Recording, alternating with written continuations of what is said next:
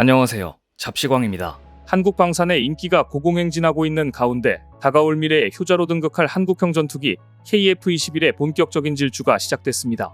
최근 KF-21이 기동이 최초로 일반에 공개되면서 벅찬 감동과 환희로 순식간에 좌중을 압도했는데요. 특히나 KF-21의 360도 회전 기동에 미국 군사 전문가들까지 화들짝 놀라며 미친 기동이라고 표현할 정도로 엄청난 기량을 뽐냈다고 합니다.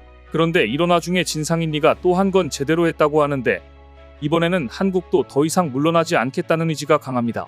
KF-21과 관련된 최근 소식에 대해 자세히 알아보겠습니다. 국내 최대 항공우주 방위산업 전시회인 서울 아덱스 2023이 17일 개막한 가운데 전 세계 방산 관계자들의 이목을 가장 집중시켰던 건 바로 한국형 초음속 전투기 KF-21의 힘찬 비행이었습니다. 사실 개막을 하루 앞둔 16일 경기도 성남 소재 서울공항에서 KF-21 보람의 한 대가 힘차게 창공을 갈랐는데요. 국산 전투기 KF-21이 일반에 처음 공개되는 순간으로 서울 아덱스 공동운영본부는 이날 취재진을 불러 모아 KF-21 시험비행을 선보였습니다. KF-21 시험비행은 화려한 공군 특수비행팀 블랙이글스 편대비행 이후 이어진 단독비행이었지만 취재진이 이목을 한눈에 사로잡기에 충분했습니다. KF-21 시제기가 공군기지 내에서 시험비행을 한 적은 있지만 KF-21이 비행하는 모습이 일반에 공개되는 건 이번이 처음이기 때문입니다. 당시 참석한 취재진들은 KF-21의 화려한 비행의 놀라움을 감추지 못하고 너도나도 탄성을 내뱉었습니다. 공군에 따르면 KF-21 비행은 아덱스 개막일 이후로도 이어질 예정으로 서울 아덱스 계기로 마련된 한미연합 공중전력 축하 비행에 기수 역할을 할 것으로 보입니다. 특히 올해 아덱스는 세계 군사력 1위인 미국의 군장비들이 최초로 전시돼 의미를 더했습니다. 미군은 올해 한미동맹 70주년을 맞아 F-22 랩터와 FA-18G 등 해외기지의 핵심 항공자산과 주한미군의 지상장비를 처음으로 전시했습니다. F-22 랩터는 세계에서 가장 강력하다고 평가받는 미국 공군의 5세대 스텔스 전투기입니다. 최강의 모습답게 F-22 랩터는 몸을 움츠러들게 하는 굉음과 함께 행사장 상공을 맴돌며 사선비행과 코브라 비행 등 특유의 기동성을 자랑했습니다. F-22와 거의 유사한 형상을 하고 있어 형제라고 불리는 우리의 KF-21도 그만큼 멋진 모습을 보여줬는데요. 사실 아덱스를 맞아 불과 며칠 전 KF-21 3-4호기의 편대비행이 방사청 채널 영상을 통해 최초로 공개됐었습니다. 해당 영상에 따르면 국산 초음속 전투기 KF-21 보라매가 늠름한 자태를 뽐내며 360도 기동을 아주 부드럽게 높은 상공을 향해 끝없이 날아오릅니다. 그러더니 이내 곧 편대비행을 실시하면서 날개에 새겨진 KF-21의 이름을 위풍당당하게 그 자태를 드러냅니다. 쌍둥이처럼 줄이라도 엮어놓은 것처럼 줄지어 나란히 비행하는 3-4호기의 모습은 안정감을 느끼게 하는 건 물론 우아하게 활공하는 모습이 매우 인상적입니다. 그리곤 3호기가 앞장서 순식간에 180도 틀어 편대를 빠져나갔고 연이어 4호기가 따라서 비행하는 모습은 여느 화려한 에어쇼를 전혀 부럽게 하지 않았는데요. 그런데 사실 KF-21의 미래는 지금보다 더 찬란하게 밝은 날만 있을 것으로 보입니다. 지난 6월 28일 한국형 전투기 KF-21 시제 6호기가 사천 제3훈련비행단 상공을 힘차게 가르며 최초 비행에 성공했었습니다. 작년 7월 시제 1호기가 처음 날아오른 이후 약 1년 만에 시제기 6대 모두가 비행에 성공한 역사적 순간이었는데요. KF-21은 카이가 2016년부터 개발한 전투기로 제원은 폭 11.2m, 길이 16.9m, 높이 4.7m로 최대 속도는 마하 1.81, 항속거리는 2,900km로 공대지, 공대공 미사일 등 무장을 최대 7.7톤까지 탑재할 수 있습니다. 일반적으로 전투기는 성능을 기준으로 세대를 구분하는데 KF-21은 4.5세대급으로 분류됩니다. 그런데 가장 최신 수준인 5-6세대에는 미치지 못하지만 5-6세대 전투기는 가격이 비싸고 유지비가 많이 들어 실제 보편적으로 운용하기에는 한계가 있습니다. 이 때문에 미국을 비롯한 여러 국가도 4.5세대 전투기를 주력으로 활용하는데 KF-21은 추후 순차적 개량을 통해 5-6세대 전투기 수준으로 성능을 높일 수 있도록 개발 중입니다. 국내 기술로 개발한 독자적 형상을 갖춘 KF-21은 엔진을 제외하면 각종 주요 부품을 국산 기술로 만들었는데요. 카이에 따르면 KF-21의 국산 화율은 65% 수준으로 카이는 엔진과 공대공 및 공대지 등의 유도탄 기술 획득이 늦을 뿐 기체의 설계, 테스트, 생산 공정은 국산 화율이 100%에 가깝다고 설명했습니다. 카이는 풍동시험, 직접 개발해 도입한 자동조립 장치, 대형 로봇 드릴링 시스템, 국산 지상시험 장비 아이언버드 등을 모두 우리 기술로 개발했으며 하나 시스템은 A사 레이더, LIGN-X1은 통합 전자전체계를 개발해 KF-21에 탑재했습니다. 이런 KF-21은 올해 5월 내년도 최초 양산 착수를 위한 주요 절차인 잠정 전투용 적합 판정을 획득하면서 날아오를 채비를 마쳤습니다.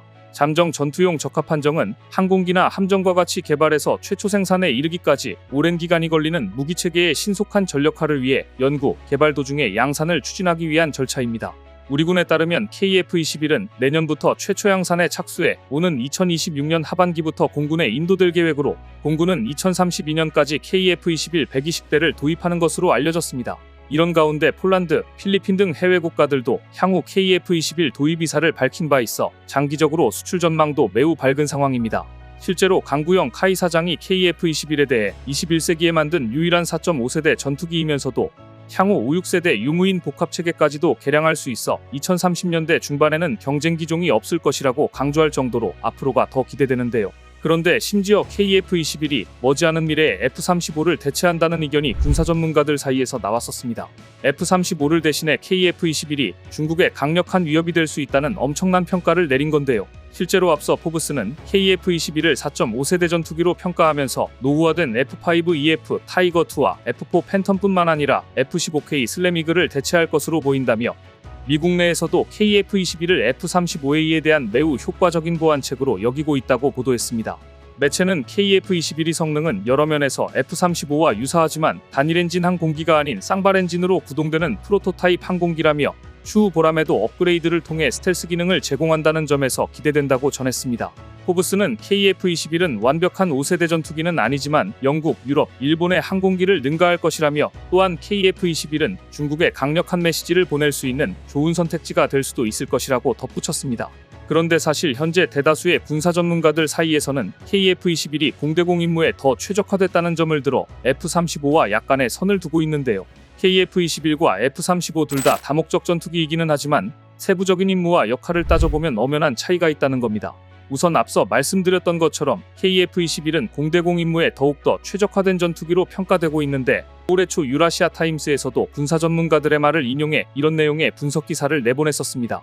매체는 한국이 KF-21과 F-35를 합동 운용하려는 걸 보면 차이점을 알 수 있다며 F-35는 지상 표적 공격에 더 최적화된 기체로 F-35 스텔스 능력으로 방공 시스템을 무력화한 뒤 KF-21의 우수한 기동성과 공대공 미사일을 통해 적을 초토화시키는 시기라고 설명했습니다. 다시 말해서 F-35의 스텔스 능력을 완전히 발휘할 수 있도록 하는 기체가 바로 KF-21로 적과 대치 상황에서 제공을 장악하고 우위를 확보하는 데 최적화된 겁니다. 실제로 KF-21의 가장 큰 특징은 높은 기동성과 공중전인데 이를 위해 KF-21은 우수한 인면하중과 추력대 중량비를 갖추고 있습니다. 해외 군사매체에서도 KF-21을 전 세계 전투기들 가운데 역대급 기동성을 보유하고 있는 것으로 평가하는 등 공대공 임무에 최적화됐다는 건 이미 군사 전문가들 사이에서 유명합니다. 그런데 최근 인도네시아에서 귀에 담지도 못할 황당한 소식이 들려왔는데요. KF-X 분담금 납부를 뻔뻔하게 미루고 있는 인니에서 얼마 전 그들의 속내가 무엇인지 밝혀지는 일이 발생한 겁니다. 외신에 따르면 물도코 인니 대통령 비서실장은 강요회의에서 인니의 KF-X 사업 참여 목적이 기술 습득에 있다는 점을 명확히 드러내며 현재 돈을 써야 하는 곳은 KF-21이 아니다라고 선을 그었습니다. 그러면서 한국과 분담금 문제와 관련해 재협상을 해야 한다며 기술 이전 항목 확대는 물론 KF-21 기술에 대한 판권과 지적재산권까지 요구하겠다는 기존 입장을 전혀 굽히지 않았습니다. 이렇듯 인니는 지금까지 말도 안 되는 주장을 하면서 분담금 문제를 비롯해 KF-21 기술 판권 등 자신들이 요구했던 것들 모두 원점으로 돌리려 하고 있는데요. 상황이 이러자 최근 방사청에서 인니에게 KF-21 분담금을 지금처럼 계속 미룬다면 KF-21 사업을 원점에서 재검토하겠다고 최후 통첩을 한 것으로 전해졌습니다. 실제로 엄동환 방사청장은 국정감사에서 10월 초 인니 국방부 장관을 만나 이달 말까지 믿을 수 있고 실행 가능한 분담금 계획을 주지 않으면 사업을 원점에서 재검토하겠다고 통보했다고 밝혔는데요. 그럼 이쯤에서 실제 국정감사에 나온 내용을 잠시 보시겠습니다. 인도네시아는 선거가 언제예요? 내년 2월로 알고 있습니다. 2월. 예. 지금 현재 국방부 장관이 유력한 후보입니까? 유력한지는 모르겠지만 본인이 본인 입으로 출마를 한다고 저한테 얘기했습니다. 예. 그러면 지금 우리하고 그 보람의 사업을 계약한 사람은 현재 국방부 장관하고 다른 정치적으로 다른 쪽에 있는 사람이죠. 예, 그까지는 제가 잘 모르겠습니다. 그걸 청장이 모르시면 어떡해요? 이게 지금 다른 이유 때문에 이렇게 된 게 아니고 정치적으로 이게 결정된 거예요, 아닙니까? 어차피 지금 현재 그 국방부 장관이 또 대통령을 나온다 그러고 이 대통령을 나오는 국방부 장관이 지금까지 우리 보라매 사업에 투자하는 것을 계속 지연시키거나 이거 한 사람 아닙니까? 결국 이 사람이 유력해지면 지금 기동민 의원님 말씀하신 것처럼 플랜 B를 갈 수밖에 없어요. 우리가 언제까지 인존대시에 끌려다닙니까? 이거는 지금 뭐 여야를 떠나서 냉정하게 보고 제가 알기로는 현재 국방부 장관이 유력한 걸로 알고 있습니다. 그렇다면 그 사람이 대통령이 돼가지고 모든 판을 뒤집을 가능성이 있기 때문에 이건 플랜 B를 꼭 고려해야 된다고 봅니다. 예. 영상에서 보듯 인니는 내년 2월 대선을 앞두고 있는 상황으로 차기 선거에서 현재 인니 국방장관인 프라보워 수비안토가 대통령으로 당선될 경우 KF-21 사업이 완전히 뒤집어질 가능성이 높습니다. 내년 대통령 선거의 유력 후보인 프라보워는 무기 도입에 관해서 그동안 독주로 일관해왔는데 우리와 보라매 사업을 계약한 조코 위도도 대통령과는 정적이라 사실 KF-21 사업을 반가워하지 않았었습니다. 이런 상황에 더 이상 우리도 인니 상황을 배려해줄 이유가 전혀 없으며 냉정하게 이러한 인민의 정치적 분위기를 재빠르게 판단해 플랜 B를 세워야 한다는 목소리가 높아지고 있습니다. 이에 따라 현재 국회에 보고할 인니 퇴출을 위한 착수보고서가 만들어지고 있는 등 KF-21 사업에서 우리가 먼저 인니를 쳐낼 구체화된 방안이 본격적으로 마련되고 있는 중인데요. 실제로 방사청도 조만간 KF-21 사업에 대한 인니 정부의 공식 입장을 접수해 진행 현황과 추진 계획을 국회에 보고하고 비용과 업무 분담 관련 합의서 개정도 추진하겠다고 밝혔습니다. 그런데 사실 인니가 내년 2월 대통령 선거를 앞두고 있는 걸 감안하면 중요 정책 결정과 돈 집행이 현실적으로 쉽지 않은 만큼 큰 기대는 하지 않는 게 좋을 것 같습니다. 정말 이런 인니의 뻔뻔함에 치가 떨릴 정도로 징글징글한데요. 하루라도 더 빨리 서둘러 인니를 퇴출시켜야 하겠습니다. 대한민국 방산, K방산이 세계로 뻗어나가고 있습니다. 성능 대비 경쟁력 있는 가격에 빠른 납기까지 갖추면서 메이드 인 코리아 무기가 여러 국가들로부터 선택받고 있습니다. 17일부터 진행된 서울 아덱스 2023에서는 국내 방산업체의 최첨단 신기술들의 향연이 이어지고 있습니다. 방산 통합을 이룬 하나그룹을 비롯해 현대그룹까지 각 계열사들이 통합 부스를 운영하면서 다양한 볼거리를 제공하고 있습니다. 그중에 특히 현대로템은 평화를 수호하는 내일 첨단 기술을 테마로 내걸며 폴란드 맞춤형 성능 개량 모델인 K2PL을 내놓은 것처럼 최신 트렌드에 최적화된 수출형 K2 전차를 전시했습니다. 또 차륜형 장갑차, 차세대 K3 전차 등 미래 신제품을 공개하고 민군을 아우르는 무인체계 비전을 제시했습니다. 특히 이번에 선보인 차세대 전차 모델에서 놀랄만한 기술이 들어가 화제가 되고 있는데요. 어떤 신기술들이 소개되었는지 자세히 알아보겠습니다. 최근 몇 주간은 이스라엘과 하마스 이 전쟁으로 전 세계가 혼란스럽습니다. 로이터 통신 등 외신의 16일 보도에 따르면 이스라엘군이 전차와 병력이 가자지구 국경 인근으로 속속 집결하기 시작했습니다. 앞서 이스라엘은 가자지구 주민 230만 명 중 절반에 해당하는 110만 명에게 13일 0시 기준으로 24시간 내 남쪽으로 대피하라고 통보하며 대규모 보복 침공을 예고했습니다. 대규모 전차 부대가 등장한 지역은 가자지구 국경 인근의 비에리 키부츠입니다. 그런데 국경 인근에 집결한 이스라엘군 메르카바 주력 전차 일부가 철창으로 만든 지붕 모양의 추가 장갑을 포탑 위에 달고 나와 눈길을 끌고 있습니다. 16일 미국 군사 전문 매체 워존에 따르면 메르카바 전차가 이른바 코프 케이지 형태의 추가 장갑을 탑재한 모습이 포착된 건 이번이 처음입니다. 이 매체는 이런 스크린이 달린 모습이 목격된 건 모두 트로피 능동 방호 체계가 탑재된 최신 모델들이라고 전했습니다. 트로피 APS는 레이더에 적이 발사한 미사일이나 로켓 등이 탐지되면 작은 발사체를 쏴서 격추하는 방식의 전차 방호 체계입니다.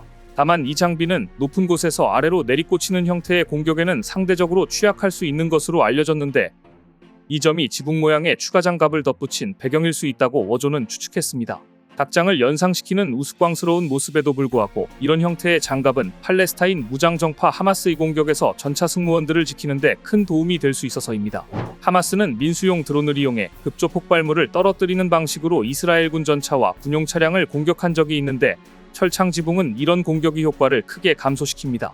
이스라엘군이 이달 7일 이스라엘을 기습 공격해 1,500명이 넘는 사망자를 낸 하마스의 본거지인 가자지구에 조만간 지상군을 투입해 시가전이 벌어질 것이란 전망이 현실화한다면 철창 지붕의 효용은 커질 것으로 보입니다.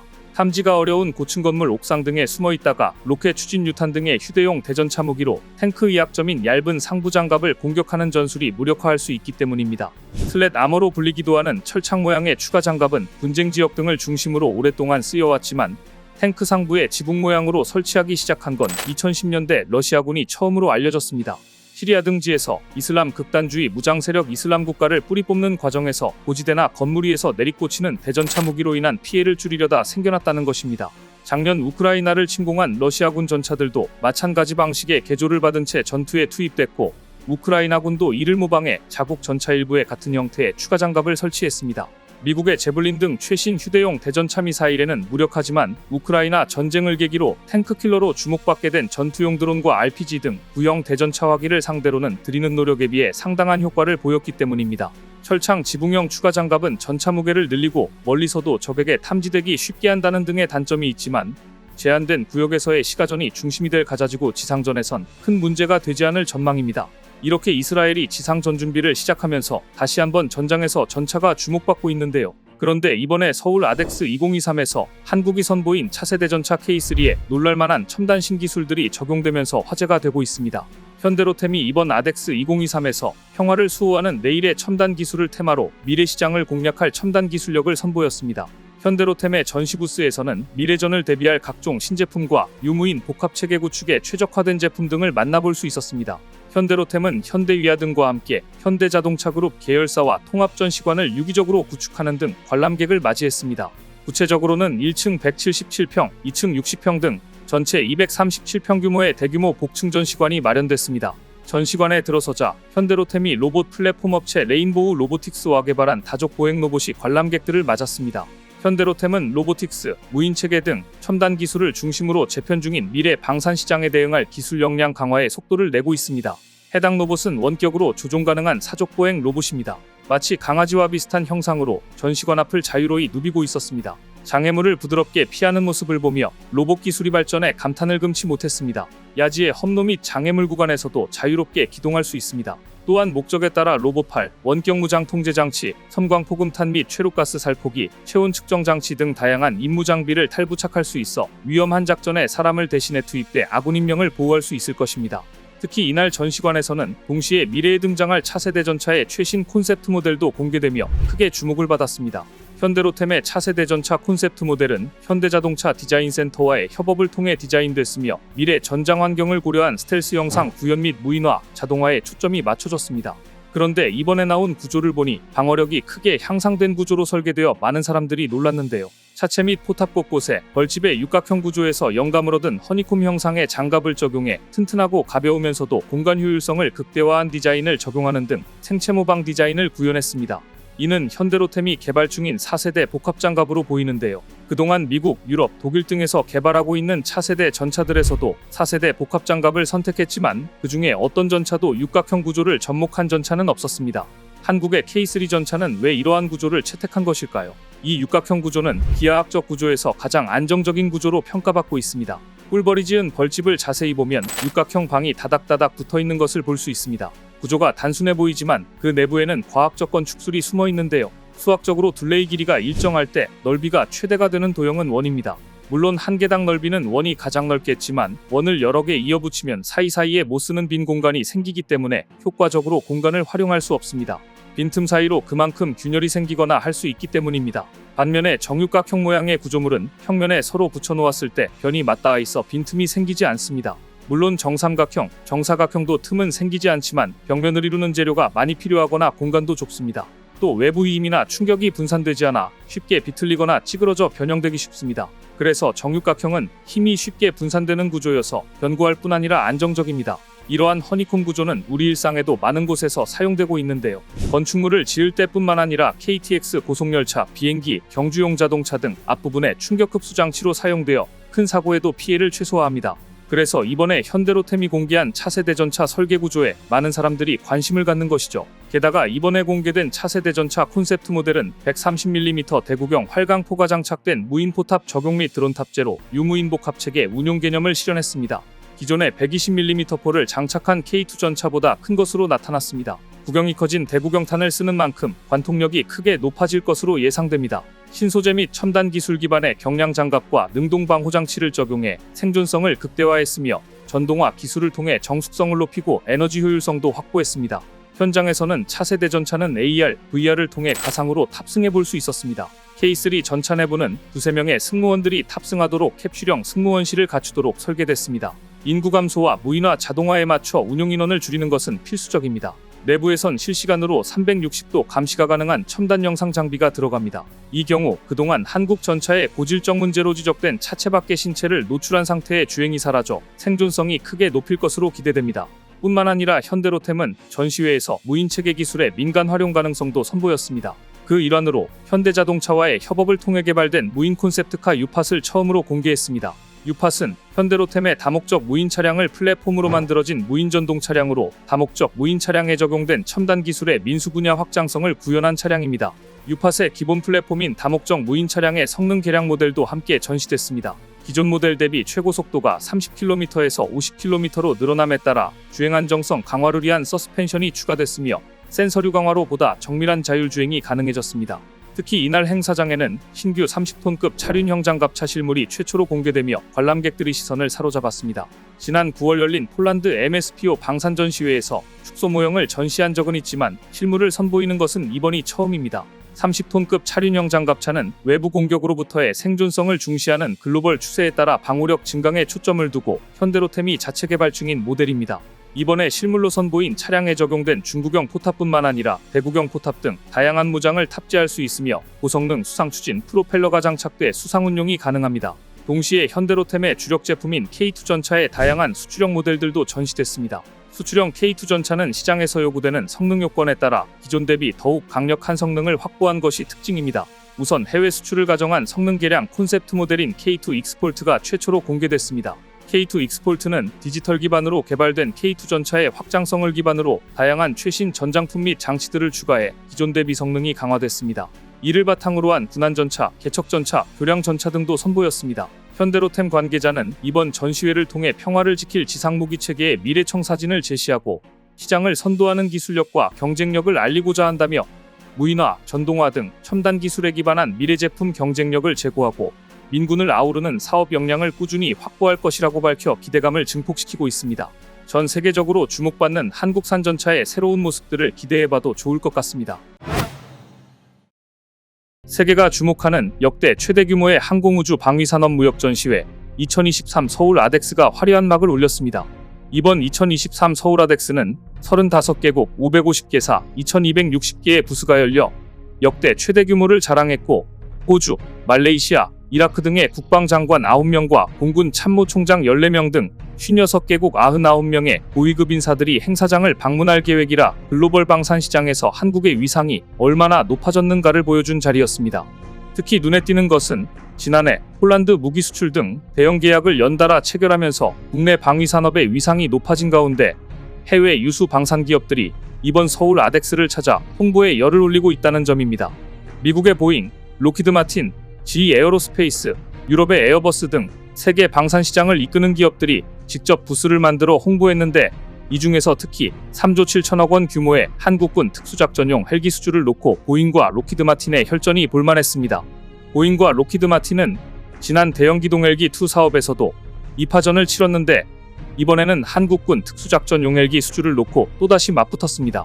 지난 대형기동 헬기 2 사업에서 최종 승자는 보잉 치누크 CH-47F로 결정됐습니다. 이 사업은 미국 정부가 보증하는 대외군사 판매 방식으로 도입되며 2028년까지 1조 4,900억 원이 투입될 예정입니다. 우리 군은 특수작전용 헬기를 보유하지 못해 특수부대원들이 미군 특수전수송기나 헬기 등으로 침투훈련을 해왔는데요. 특수작전용 헬기가 도입되면 유사시 적 수뇌부를 제거하는 특수임무여단 등의 작전 능력이 향상될 것으로 기대하고 있습니다. 현재 한국 특수작전용 헬기 사업 후보는 보잉의 치누크 CH-47F2R과 로키드 마틴의 킹스탈리온 CH-53K가 격돌 중입니다. 우선 보잉 CH-47F2R은 미군이 운용 중인 CH-47F의 항속거리 등을 개선한 모델인데 야간이나 악천 후에도 비행할 수 있는 첨단 레이더 등 최신 항법 장치와 전자장비, 적 휴대용 대공미사일 공격을 무력화할 수 있는 방어장비 등을 갖추고 있습니다. 길이는 15.8m, 최대 속도는 시속 340km, 전투행 동반경은 630km입니다.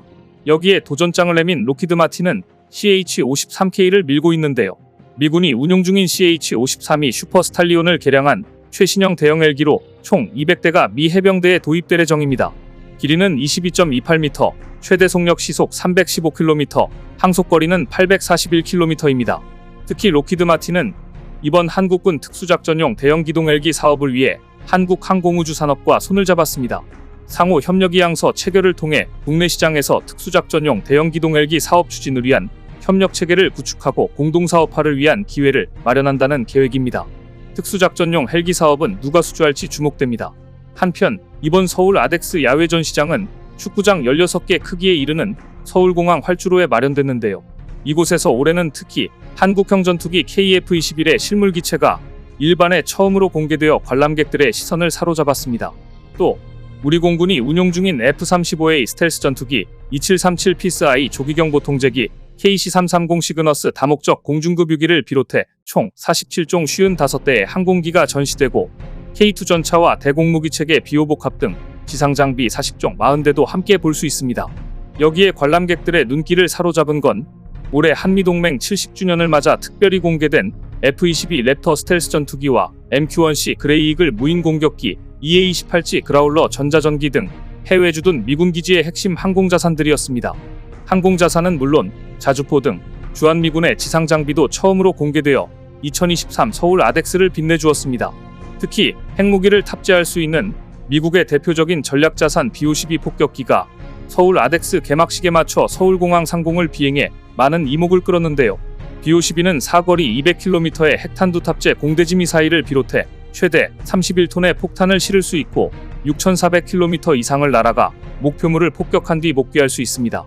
B-52는 통상 한반도 전개 때 우리 공군 전력과 연합 공중훈련을 실시한 뒤 곧바로 태평양 괌 등의 미 공군기지로 돌아가곤 했는데 이번엔 서울 아덱스 참가를 계기로 이례적으로 우리 공군기지에도 착륙한 것이었습니다. 역대 최대 규모의 무기박람회답게 올해 서울 아덱스에 전시된 방산무기들은 그동안 일반에 공개되지 않았던 신무기들이 많았습니다. 현대로템은 자체 개발 중인 신규 30톤급 차륜형 장갑차 실물과 차세대 전차의 최신 콘셉트 모델을 공개했는데요.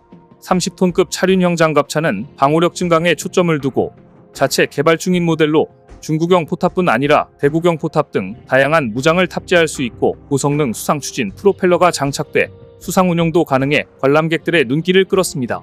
이 밖에도 현대로템은 현대자동차와의 협업으로 개발한 무인 콘셉트카 유팟도 최초로 공개했습니다.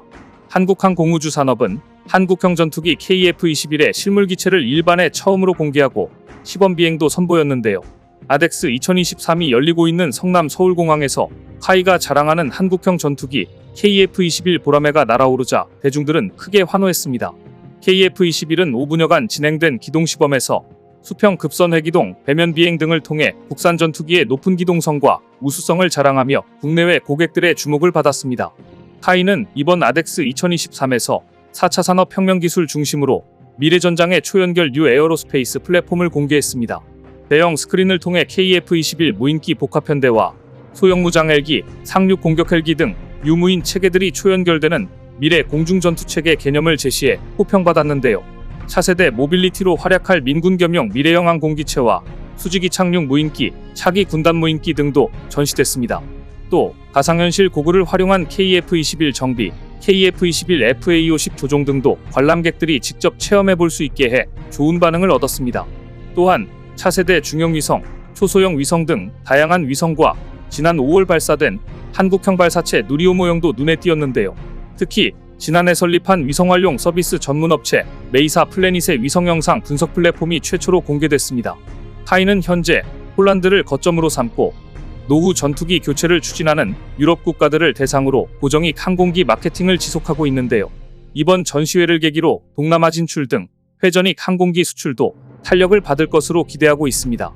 LIGN-X1은 항공무장 체계인 KF-21의 핵심 무장인 장거리 공대지 유도탄과 다양한 항공기에 장착 가능한 한국형 GPS 유도폭탄을 전시했습니다. LIGN-X1은 스마터 투게더를 슬로건으로 항공 탑재 무기체계 및 레이더 또는 국산 전투기 탑재 체계, 대공방어 체계 및 드론, 대드론 통합 체계, 그리고 미래 항공 모빌리티 분야의 최신 기술력을 선보여 기술의 LIGN-X1이란 이미지를 심어주었습니다. 특히 체험이 가능한 현궁 시뮬레이터를 마련해 관람객에게 공개했고 해안방어용 유도무기 체계인 2.75인치 유도로켓 비군과 함대함 유도무기인 비룡의 개량형으로 대함 및 대지 정밀 타격 능력을 확보한 130mm 유도 로켓도 전시해 관람객들의 열띤 반응을 불러모았습니다. 대한항공은 다목적 스텔스 무인기와 저피탄 무인편대기, 전술급 사단 무인기 등 다양한 플랫폼을 선보였습니다. S&T모티브는 이번 전시회에서 지난 5월 방위사업청과 공급 계약을 체결한 STC-16 특수작전용 기관단총을 비롯해 STS-M21 기관단총, K-15PARA 기관총, STP-9 권총 등 다양한 라인업의 화기들을 출품했는데요. 이 밖에 반자동 저격총, 경찰에 보급 중인 저위험 권총 등을 함께 전시해 우수한 기술력을 보유한 글로벌 플라인업 소구경 화기 제조업체로서의 위상을 공고히 했습니다. 특히 이번 서울국제항공우주 및 방위산업전시회 2023 서울 아덱스 2023에 참가한 업체들 중에 하나는 역대 최대인 1140제곱미터 규모의 통합부스에 하나에어로스페이스, 하나시스템, 하나오션 등 6회 공우주 통합 방위 역량을 선보여 자주국방에 기여하는 대표기업이란 이미지를 강하게 부각시켰습니다. 역대 최대 규모의 항공우주 방위산업 무역전시회 2023 서울 아덱스가 막을 올리자 세계의 이목이 서울에 쏠렸습니다. 35개국 550개사 2260개의 부스가 열려 역대 최대 규모를 자랑하는 이번 방산무역 전시회에는 56개국 99명의 고위급 인사들이 행사장을 방문할 정도로 전 세계에 관심이 모아졌습니다. 특히 한국이 폴란드로의 무기 수출 등 대형 계약을 연달아 체결하면서 한국 방위산업의 위상이 높아진 가운데 열린 방산전시회라 세계적인 방산기업들도 앞다퉈 전시 부스를 열고 자사 방산 품목을 홍보하는 데 여념이 없었습니다. 이 중에 특히 하나그룹은 하나에어로스페이스와 하나시스템, 하나오션 등 역대 최대 규모로 통합 부스를 열어 방위산업에 특화된 그룹의 기술력을 전 세계에 인식시켰습니다. 2023 서울 아덱스에서 하나에어로스페이스는 한국 최초 독자 우주발사체인 누리호와 한국항공우주연구원이 개발한 한국 최초 달궤도 탐사선 다누리호의 추력기를 공개했습니다. 대기권 밖에서 관측 및 통신이 가능한 하나시스템 위성 3종과 지상 공격을 감지할 수 있는 레이더 3종도 선보였는데 발사체부터 관측, 통신 위성, 탐사 등에 이르는 우주사업, 전 밸류체인 구축을 강조했습니다. 이처럼 우주와 지상을 연결해 군의 지휘 및 정찰 솔루션을 제시하는 것은 국내 기업으로는 하나가 유일했습니다. 이와 함께 우주와 지상을 통합하는 한국형 아이언돔 솔루션을 선보였습니다. 이스라엘 하마스 전쟁으로 미사일 방어체계에 대한 관심이 높은 지금 우주기술을 접목한 전쟁의 눈 솔루션은 국내외의 이목을 끌었습니다. 엔진도 하나가 기술력을 인정받고 있는 분야입니다. 우리군 항공전력의 엔진도 전시합니다. 소형 무장 헬기 엔진과 한국형 전투기 KF-21에 탑재되는 F414 엔진을 함께 공개했는데 F414 엔진은 하나에어로스페이스가 미국 제너럴 일렉트릭로부터 라이선스를 확보해 국내에서 면허 생산한 것입니다. 하나에어로스페이스는 지난 40여 년간 9,800대가 넘는 다양한 항공 엔진을 생산한 경험을 보유하고 있습니다. 향후 5세대급 유무인 항공기 엔진을 100% 개발하겠다는 목표로 국내에서 가스터빈 엔진 분야 생태계를 조성하면서 관련 소재 개발을 위한 연구를 진행 중이기도 합니다. 또한 하나는 인구 감소로 병력이 줄어드는 미래전을 대비한 무인화 기술도 선보였습니다. 인공지능 기반 유무인 복합 운용 기술이 반영될 한국형 차세대 보병 전투차량 등 미래형 전투차량 개념이 공개됐는데 하나에어로스페이스가 개발해 올해 12월 미 해병대 테스트를 앞둔 차세대 군용 무인 차량 아리온 스맷은 관람객들의 큰 관심을 끌었습니다. 차세대 군용 무인 차량은 사람보다 먼저 작전 지역에 투입되는 무인 수색 차량인데요. 원격 사격 통제 체계, 지뢰 탐지 장치, 유도탄, 레이저 등 무인화 기술이 다양하게 적용됩니다. 하나에어로스페이스는 올해 초 미 국방부와 해외 비교 성능 시험 사업 계약을 체결했습니다. 이에 따라 올해 12월 초부터 3주간 미국 하와이 오아후 섬 해병대 훈련장에서 하나 아리온 스맷에 대한 본시험이 진행될 예정입니다. 하나는 아리온 스맷을 앞세워 세계 군용 무인 차량 시장 공략을 본격화한다는 계획인데요. FCT는 미 국방부가 전 세계 동맹국 방산기업이 가진 우수기술을 평가하고 미군이 추진하는 개발 획득 사업으로 연계하기 위해 추진하는 사업입니다. 각국에 파견 중인 미 국방 무관들이 300여 개의 해외 기술을 식별하고 미군이 심사를 진행해 이 중 10여 개를 최종 선정해 사업을 진행하는데요. 아리온 스맷은 이번 시험 평가에서 정해진 장소에서 일정 거리 떨어진 곳까지 연료, 전투 식량 및 식수, 환자, 수리 부속품 등을 수송하는 임무를 수행하게 됩니다. 하나에어로스페이스는 이번 FCT 시험을 통해 무인 차량 제조 기술과 야지 자율기동 소프트웨어 기술 등 세계 최고 성능을 요구하는 미 해병대의 조건을 모두 충족시키겠다는 계획입니다. 앞서 아리온 스맷은 2022년 10월 미 국방부 FCT 과제로 채택된 이후 캠프 험프리스에서 주한미군을 대상으로 한 장비 시연에 나선 바 있는데요. 국내 개발된 군용 무인 차량이 FCT 과제로 채택된 것은 아리온 스맷이 처음입니다. 아리온 스맷은 원격 조종이나 유선 조종으로 정해진 경로를 가는 자율주행, 가보지 않은 길도 스스로 지형을 탐색하며 목적지까지 주행하는 탐색 자율주행 등 4가지 방식으로 운용될 수 있으며 원격 통제 사격 체계로 목표물을 자동으로 추적 조준하고 기동 간 사격을 하는 등 근접 전투를 지원할 수 있습니다. 하나는 또 이번 전시회에서 전략형 수출 제품도 공개합니다. 폴란드와 대규모 계약을 체결한 다연장 로켓인 천무에 적용되는 80에서 290km까지 다양한 사거리의 유도탄과 함께 연습용 탄 라인업까지 전시할 예정인데요. 전 세계 9개국이 사용하는 베스트셀러인 K9 자주포는 포탑 완전 자동화, 유무인 복합 운영 능력으로 이어지는 미래 모델을 보여줄 예정입니다. 또한 북대서양 조약기구 규격을 충족하는 수출형 장약은 물론 향후 유도 기능을 탑재할 155mm 포탄도 최초 공개합니다. 아마 외국 바이어와 군 전문가들이 가장 관심있게 볼 대상은 K239 천무 다연장 로켓과 호주 보병 전투 차량 사업의 우선협상 대상자로 선정된 AS-21 레드백일 겁니다. 이번에 하나는 레드백 실물을 전시해 외국 바이어들의 커다란 관심을 끌 것으로 예상됩니다. 레드백은 최종 계약이 타결될 경우 호주 질롱에서 K9 기반의 자주포인 AS9 헌츠맨과 함께 생산될 전망입니다. 하나시스템은 국방과학연구소와 함께 KF-21 A사 레이더와 자체 개발한 경공격기용 A사 레이더를 개발했을 정도로 레이더에 관한 최고의 기술력을 갖고 있는 회사로서 이번 전시에서 대기권 밖에서 관측 및 통신이 가능한 위성 3종과 지상 공격을 감지할 수 있는 레이더 3종을 공개했는데요. 요격 고도의 상층부에서 탄도미사일을 방어하는 장거리 지대공미사일 레이더, 중고도 이하를 방어하는 중거리 지대공미사일 천궁의 다기능 레이더, 북한의 장사정포에 대응할 한국형 아이언돔의 다표적 동시교전 레이더 등이 전시되어 한국형 탄도미사일 방어체계에 관심이 높아진 지금 안팎기 이목이 여기에 쏠릴 것으로 전망됩니다. 하나시스템은 이번 전시회에서 북한 소형 무인기 영공 침투에 따른 위협으로부터 중요한 지역을 방어하기 위한 자체 안티드론 시스템인 드론 복합방호체계 솔루션도 제시했습니다. 탐지를 위한 레이더, 식별용 열상 장비, 타격용 제머 등 하나시스템이 제시한 드론 복합방호체계는 소형 무인기 표적이 탐지되면 추적 식별하고 제밍 등으로 무력화해 무인기 포획까지 가능했습니다. 또한 하나시스템은 국방과학연구소와 함께 개발 중인 A사 레이더도 전시했습니다. 이 레이더는 한국형 전투기에 탑재되며 지난 5월 KF-21 시제기에 탑재해 성능 검증을 성공적으로 수행해 잠정 전투용 적합 판정을 받아 내년 초 양산을 준비하고 있는데요. A사 레이더는 현대 공중전에서 전투기의 생존 및 전투의 승패를 가르는 최첨단 레이더로 공중과 지상 표적에 대한 탐지 추적 영상 형성 등 다양한 임무를 수행하는 미래 전투기의 핵심 장비입니다. 하나오션은 아덱스 2023에서 업계 최고의 기술력을 인정받고 있는 잠수함 건조 역량을 선보입니다. 하나오션의 장보고3 잠수함은 3,000톤급 최신형 디젤 잠수함으로 배치2 모델에는 하나오션이 개발한 공기분료 추진 체계와 하나에어로스페이스의 리튬이온 전지가 탑재되어 있어서 세계 최장 자막 능력을 보유하고 있는 잠수함으로 유명합니다. 더구나 SLBM 운용 능력도 검증되어 캐나다, 폴란드를 비롯한 여러 해외 국가에서 많은 러브콜을 받고 있는 기종이기도 합니다. 하나오션은 미래 무인전력 지휘통제함도 전시합니다. 무인전력 지휘통제함인 고스트 코맨더는 다양한 형태의 항공, 해상, 수중의 무인전력을 지휘통제해 해상에서 작전을 수행할 수 있는 지휘통제함인데요.